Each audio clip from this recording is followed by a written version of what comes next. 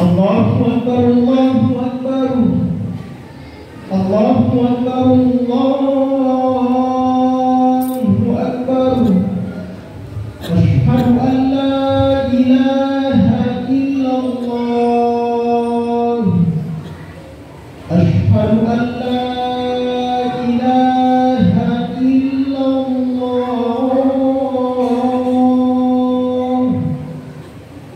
Asyhadu anna Muhammadar Rasulullah.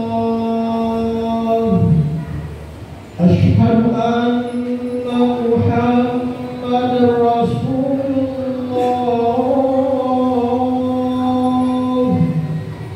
Hayya 'alas shalah.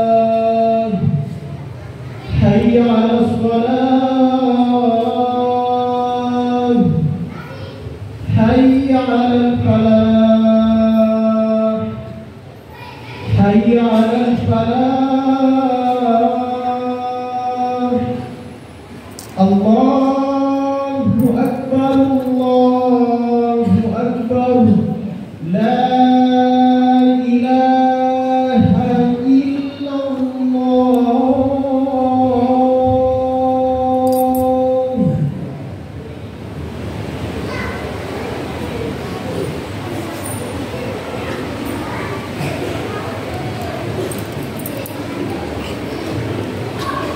Ayuhan nas, ruwiya an Abi Hurairah radhiyallahu anhu annahu qala Rasulullah sallallahu alaihi wasallam, inna yawmal jum'ati sayyidul ayyam wa hajjul fuqara'i 'inda al-masakin. Al-khutbatu fiha ma kana rak'atain. Fa idza sayyid al-khatib 'ala al-minbar yahdud فلا يتكلم أحدكم ومن يتكلم منكم فقد لغى ومن لغى فلا جمعة له. استمعوا وانصتوا وأطيعوا رحمكم الله.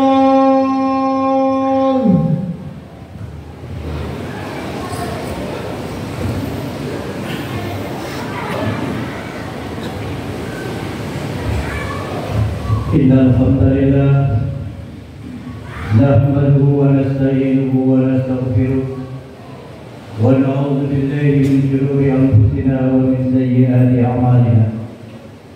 من يهد الله فلا مضل له ومن يضلل فلا هادي له.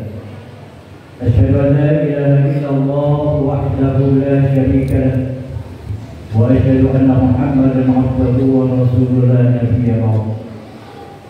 اللهم صل وسلم على سيدنا محمد وعلى آله وأصحابه أجمعين، أما بعد. فقال الله تعالى في القرآن العظيم: أعوذ بالله من الشيطان الرجيم. يا أيها الذين آمنوا اتقوا الله حق تقاته ولا تموتن إلا وأنتم مسلمون. وقال أيضا: أعوذ بالله من الشيطان الرجيم. يا أيها الذين آمنوا إذا نودي للصلاة من يوم الجمعة فاسعوا إلى ذكر الله وذروا البيع ذلكم خير لكم إن كنتم تعلمون. صدق الله العظيم وصدق رسوله النبي الكريم ونحن على ذلك شاهدين والشاكرين والحمد لله رب العالمين. Jemaah kaum muslimin, saudaraku pelaksana salat Jumat yang insyaallah kita semua mendapatkan kemuliaan dan ampunan dari Allah Subhanahu wa taala. Dari mimbar Jumat yang mubarak ini, senantiasa saya mengajak kita semua untuk terus bersyukur kepada Allah Subhanahu wa taala. Syukur atas segala nikmat yang telah Allah berikan kepada kita. Nikmat yang tak pernah terhitung nilainya. Begitu banyak Allah curahkan rahmatnya kepada kita sekalian dalam rangka mempermudah kehidupan kita di dunia ini. Dan sesungguhnya yang diharapkan oleh Allah Subhanahu wa taala adalah kita mensyukuri nikmat itu dengan senantiasa beribadah kepada-Nya. Kita bersyukur kepada Allah Subhanahu wa taala karena kita adalah manusia-manusia pilihan Allah yang digerakkan hati dan iman kita untuk datang melaksanakan sholat Jumat secara berjamaah.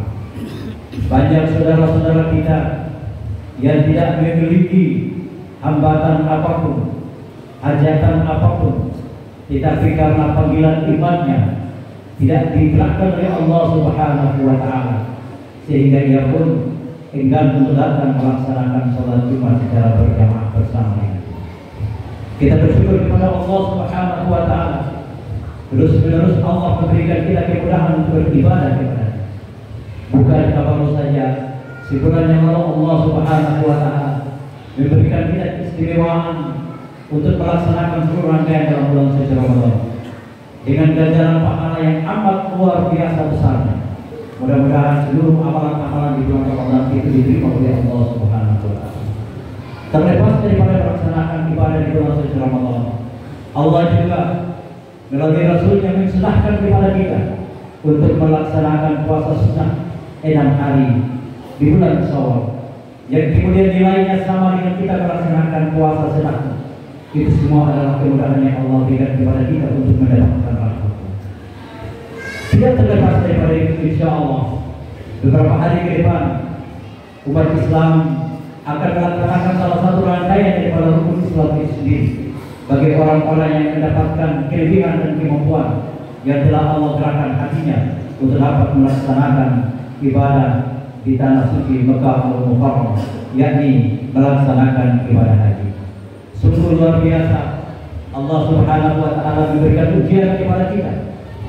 Bagi saudara-saudaraku yang telah mendaftarkan diri dan kemudian kuotanya telah masuk, tetapi kemudian oleh Allah belum dianugerahi untuk bisa mengunjungi Ka'bah, disertai dengan kebijakan-kebijakan yang telah dikeluarkan oleh pemerintah Rasul.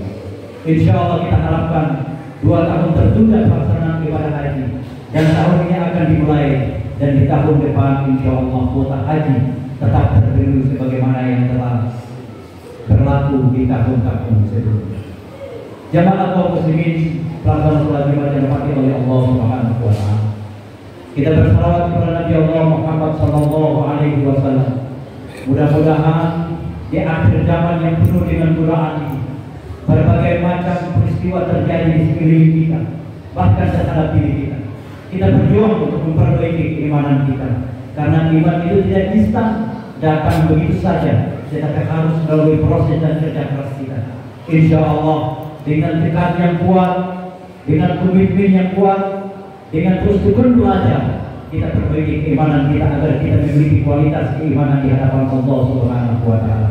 Akhir dari perjalanan kehidupan kita, siapapun dia manusia, sejahat apapun perbuatannya di dunia ini, tetapi ketika memasuki masa-masa akhir kehidupannya, ia tetap berdoa kepada Allah Subhanahu wa Ta'ala agar diwafatkan dalam kualitas orang-orang yang beriman kepada Allah Subhanahu wa Ta'ala.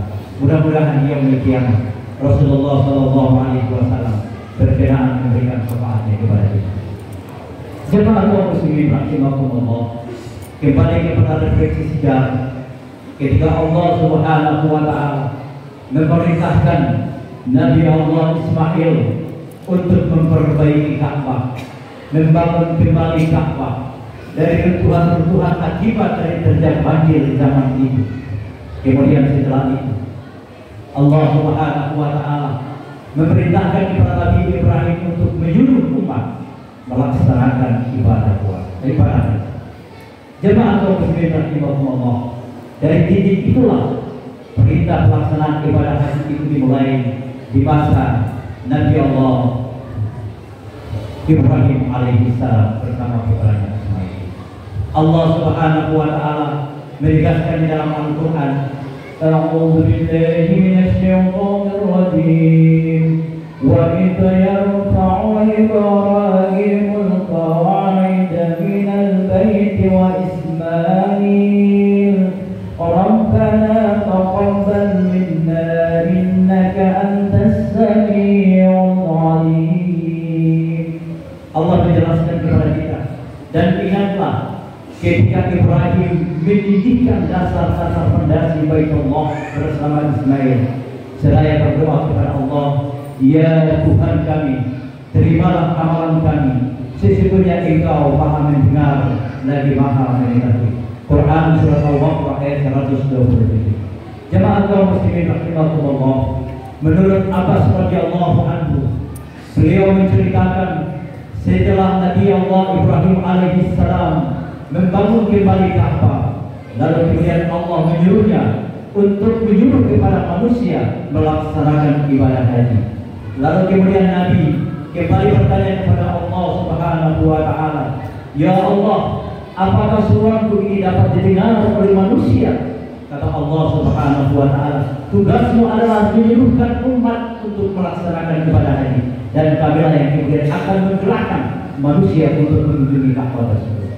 Jamaah kaum muslimin rahimakumullah, dari rangkaian singkat ini dapat kita melihat satu peristiwa besar, bahwa sesungguhnya pelaksanaan ibadah haji adalah bagian daripada hidayah Allah Subhanahu wa taala. Banyak orang-orang yang oleh Allah Subhanahu wa taala diberikan kelebihan harta kekayaan, tetapi kemudian jiwanya belum tergerak untuk melaksanakan ibadah haji. Dan sebaliknya, ada saudara-saudara kita, ada teman-teman kita, kerabat kita, yang kemudian dari pandangan ekonomi mereka tidak memiliki kemampuan, tapi kemudian tiba-tiba kita mendengar dia melaksanakan ibadah haji. Inilah kemudian kebesaran Allah Subhanahu wa taala di dalam menggerakkan hati manusia untuk dapat mengunjungi Ka'bah. Siapapun kita pasti merindukan Ka'bah. Siapapun kita berkeinginan untuk bisa berada di Ka'bah, bertasbih kepada Allah Subhanahu wa taala, melaksanakan tawaf di sana, melaksanakan sholat di sana, berdoa di sana, memohon ampun kepada Allah Subhanahu wa taala. Karena sesungguhnya salah satu tempat yang dimuliakan oleh Allah Subhanahu wa taala di bumi ini adalah Ka'bahnya Allah Subhanahu wa taala. Jemaah kaum muslimin rahimakumullah. Lanjut daripada apa yang disampaikan oleh Abbas radhiyallahu anhu atas apa yang telah disuruhkan oleh Allah Subhanahu wa taala kepada Nabi Ibrahim dan putranya. Lalu kemudian hari ini kita melihat betapa banyak orang berantusias untuk mengunjungi Ka'bah.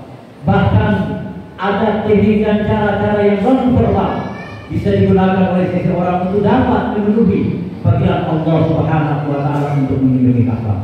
Kita berdoa kepada Allah Subhanahu wa taala, mudah-mudahan saudara-saudara kita, keluarga-keluarga kita, orang tua-tua kita, kerabat-kerabat kita yang hari ini telah mendapatkan giliran untuk memenuhi panggilan Allah Subhanahu wa taala dengan kalimat labbaik Allahumma labbaik, labbaik la syarika lak labbaik, innal hamda wan ni'mah wa lakal mulk la syarika lak.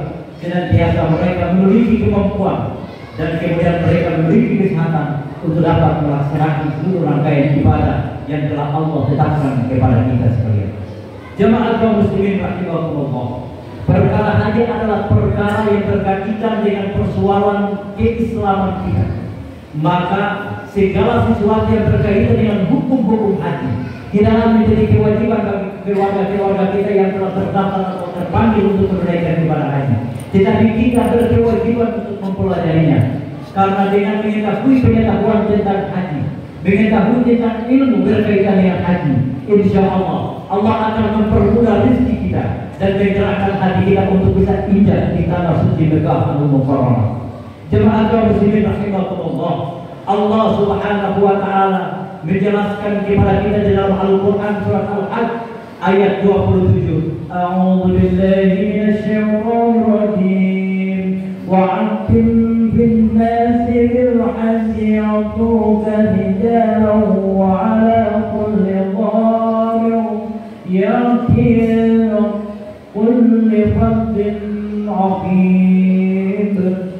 Dan seluruh manusia mengerjakan haji, niscaya mereka akan datang kepadamu dengan berjalan kaki atau mengendarai setiap unta yang kurus. Mereka datang dari setiap penjuru yang jauh. Jemaah kaum muslimin rahimakumullah, ayat-ayat Allah tidak pernah ada kebohongan di dalamnya, dan terbukti secara fisik mata kita bisa melihat bahwa betapa banyak manusia umat Islam di dunia ini yang berbondong-bondong dari berbagai negara, dari berbagai daerah, di kota maupun di pedalaman. Mereka terpanggil untuk bisa memenuhi panggilan Allah Subhanahu wa taala melaksanakan ibadah haji di Mekah Al-Mukarramah. Jemaah kaum muslimin rahimakumullah. Lalu kemudian apa yang harus kita lakukan sebagai orang-orang yang belum mendapatkan giliran untuk bisa melaksanakan ibadah haji, dan apa yang harus dilakukan oleh keluarga-keluarga kita yang telah memiliki kesempatan untuk menunaikan ibadah haji. Yang pertama, untuk bapak-bapakku, saudara-saudaraku, keluargaku yang telah mendapatkan panggilan Allah Subhanahu wa taala, yang pertama harus dilakukan adalah tekadkan kembali niat untuk melaksanakan ibadah haji karena Allah Subhanahu wa taala. Mensucikan diri dari segala sesuatu yang dapat menghambat pelaksanaan seluruh rangkaian ibadah haji, baik itu yang diwajibkan ataupun kemudian yang disunahkan oleh Rasulullah SAW yang tertera di dalam hukum pelaksanaan ibadah haji. Karena dengan tekad, dengan niat yang kuat, insya Allah kita akan mampu mengesampingkan seluruh perilaku-perilaku ataupun perbuatan-perbuatan ataupun pekerjaan-pekerjaan yang tidak bermanfaat di dalam suci. Tetapi kita manfaatkan waktu yang telah disediakan oleh negara Arab Saudi kepada kita untuk maksimal beribadah kepada Allah Subhanahu wa taala. Karena tidak mungkin ketika kita sampai di sana dan kembali bisa digerakkan kembali hati kita untuk hijrah ke Mekah Al-Mukarramah. Oleh karena itu, momentum itu dimanfaatkan secara maksimal untuk beribadah secara sempurna agar kelak bisa mendapatkan apa yang menjadi Allah Subhanahu wa taala kembali menjadi haji yang mabrur. Rasulullah memberikan jaminan bahwa orang-orang yang telah melaksanakan ibadah haji dan mendapatkan haji yang mabrur tidak ada alasan bagi mereka kecuali surganya Allah Subhanahu wa taala. Dan indikator mabrurnya haji itu bukan ada pada saat melaksanakan ibadah haji, tetapi ujian terbesarnya adalah ketika kembali di tanah air, hidup bersama dengan keluarga, dengan masyarakat di mana kita berada. Di situlah Allah akan memberikan ujian terhadap haji yang telah kita lakukan. Apakah kita mampu mempertahankan kesucian haji itu untuk memperoleh haji yang mabrur, atau kemudian harta ibadah yang kita lakukan itu akan menjadi sia-sia belaka. Jemaah kaum muslimin rahimakumullah, dan bagi kita yang belum bisa melaksanakan ibadah haji, kita berkewajiban untuk mendoakan keluarga kita agar Allah memberikan kesehatan kepada mereka, memberikan umur panjang kepada mereka, memberikan kelonggaran kepada mereka. Mereka memiliki kesempatan untuk bisa melaksanakan seluruh rangkaian ibadah haji secara baik dan benar. Dan insya Allah kepulangan mereka bisa menjadi berkah bagi kita, bagi kampung kita, negeri kita, kabupaten kita, dan bangsa kita tercinta ini. Mudah-mudahan khotbah singkat ini bisa menjadi sebuah refleksi.